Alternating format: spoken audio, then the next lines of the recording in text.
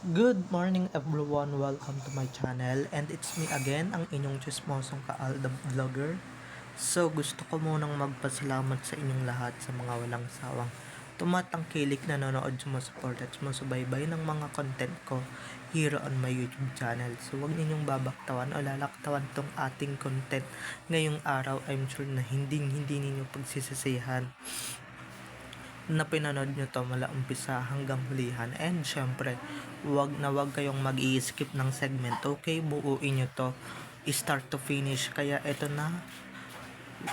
At guys, wag ninyong kalimutan na i-share tong ating content ngayong araw. Okay, para mas lalong dumami ang views at mas lalong lumaganap.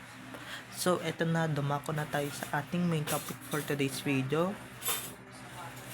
Gagawin ba ni Kim Lasto na magpaalam kay Alden Richards kung wala silang relasyon ni Maine Mendoza? So, eto na guys, watch this. Mamaya ipapaliwanag ko sa inyo ng buong buo. So, eto na guys, watch this. Ano nakikita mo? Ano nakikita mo? Hoy, baka may mga bastos na pelikula to, ha? Mabait itong batang to. Guide. Okay, ready? May grado. Nilalapit kita. Taas grado. Ayan na pang drawing. Ako, nakakahilo yan. Tinanggalan ko na natakip. Yung iba dyan, hinihintay. Ito pa lang. Ipakita namin. Suot, Meng. Ano nakikita mo? OMG! Ano nakikita mo? Nakikita mo. OMG! Ano nakikita mo? Ano nakikita mo? Sabihin mo. Hoy! Hoy, baka may mga bastos na pelikula to, ha? Ano? Mabait itong batang to. Guide. Okay, ready? Ang hirap! May grado. Nilalapit kita. Taas grado. Ayan na pang drawing. Ako, nakakahilo yan. Tinanggalan ko na natakip. Yung iba dyan, hinihintay. Ito pa lang. Ipakita namin. Suot, Meng. Ano nakikita mo? OMG! Ano nakikita mo? Nakikita mo. OMG! Ano nakikita mo? Ano nakikita mo? At kung nakita nyo na ngayon yung recap, so ito na, dumako na tayo sa ating main topic for today's video. Gaya ng sinabi ko kanina, eto, just a minute, throwback lang tayo ha. Gagawin ba ni Kim Lasto na magpaalam kay Alden Richards kung walang relasyon si Alden at si Maine itong mga panahon na ito?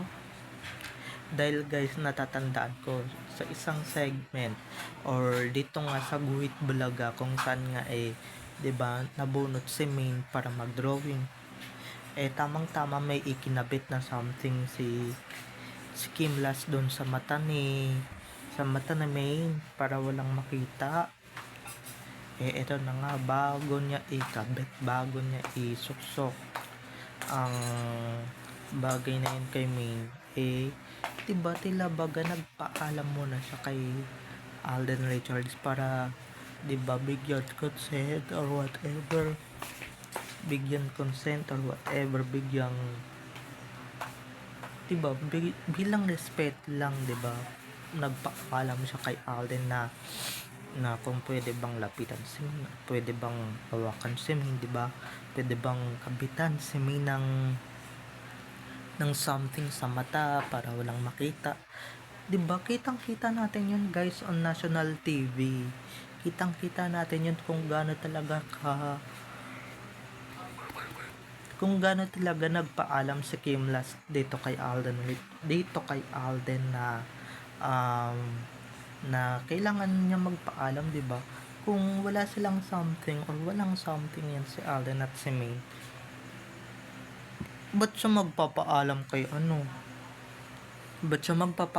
Alden, di ba? Pwede niya naman din talagang ikabit talaga ng diretsahan. Pwede niya nang ikabit ng rekta, pero ba't siya nagpapaalam, di ba? Kung walang sila, ba't nagpaalam si Kim kay Alden that time? Di ba? Ba't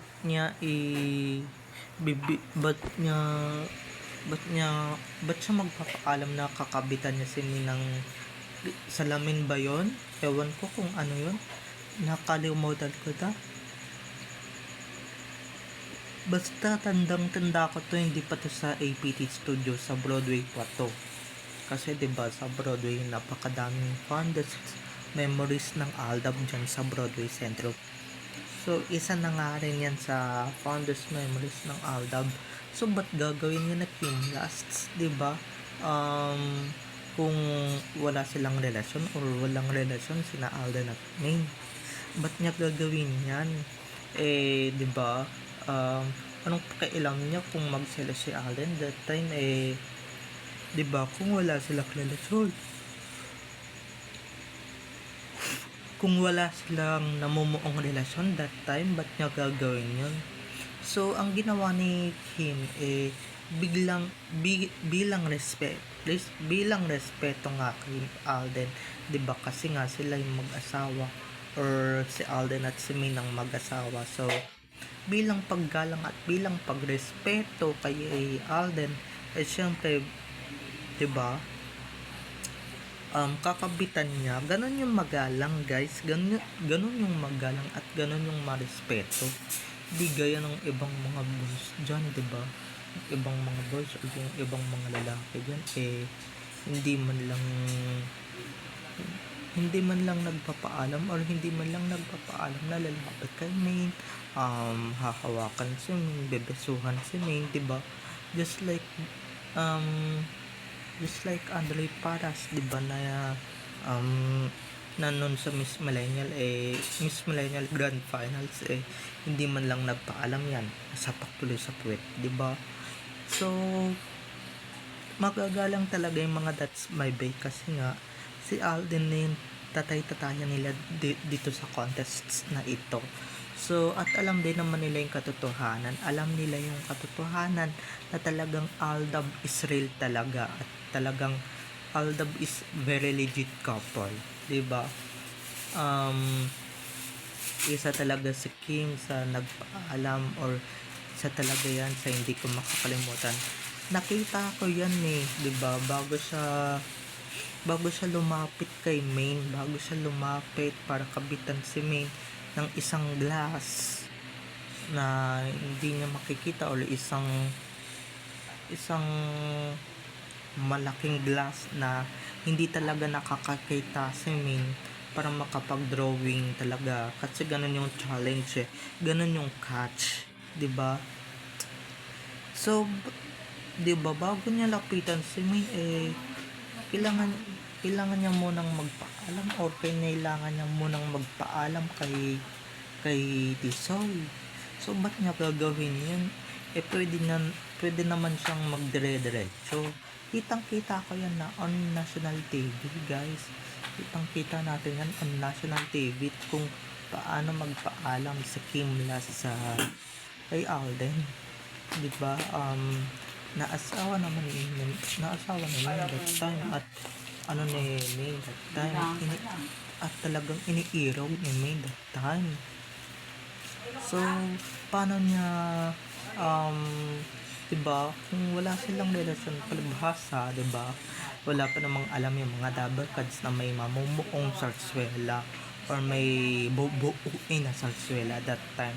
Kasi nga 2017 era yan, diba, hindi naman yan 2018, or sabihin na natin 2018 yan, diba? Ang mga first half ng 2018, wala namang pakialam sila dyan sa 2018 first half na yan, na hindi ba na even Lalaba ka pa? even dyan sa even dyan sa mga tao-tao dyan, diba, sa mga even sa mga tao-tao dyan na wala pang nakakaalam that time na may bubuuin palang salsuela, may mga bubuuin palang issue, na shock sila, diba, na na-surprise sila na talagang yun naman pala yun, at talagang may mabubuo talaga. Hindi nila in-expect talaga yun, dahil ang saya-saya pa nila noong 2017, ang saya-saya pa nila, diba? Tapos nung 2018 biglang-bigla, diba? Kung hindi kayo naniniwala sa sinasabi kong guhit bulaga, hanapin nyo yan, guys. Hanapin niyo yung guhit bulaga episode na yan, kung saan nga si Min yung naglaro At yun na nga, si Min ang naglaro, 'di ba? Kinailangan magpaalam ni Kimlas ng isang dots may bay kay Alden para may ikabit lang kay Main. 'Di ba? So, kung walang relasyon that time yung Aldab, ba't siya magpapaalam? Ba't siya magbibigay ng respeto kay Alden? Wala namang sila, 'di ba? Wala namang magjowa, 'di ba? Hindi naman sila magjowa, hindi naman sila mag-asawa. So, ba't siya magpapaalam? So, ibig sabihin, mag-asawa na sila.